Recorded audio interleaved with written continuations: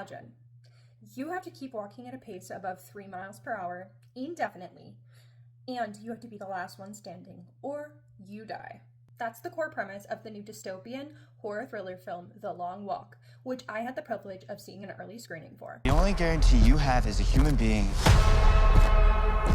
is that you are going to die. Here is my spoiler-free review.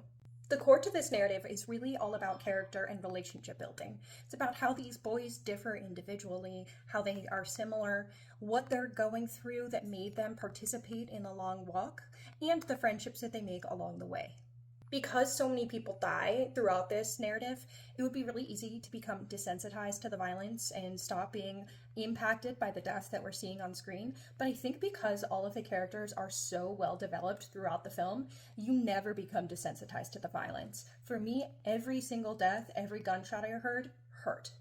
I also love that the core of this film is about male friendships. I love narratives about homies loving their homies.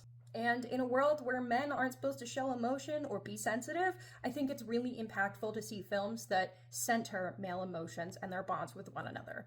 This film is also anchored by incredible performances from Cooper Hoffman, but especially David Johnson. These two young men absolutely have the sauce. I will see any movie that David Johnson is in moving forward, and I think Philip Seymour Hoffman would be incredibly proud of his son and the performances that he's put on screen so far. This movie ultimately shows us that even in the grimmest of times, you can have moments of happiness, and moments of happiness is resistance.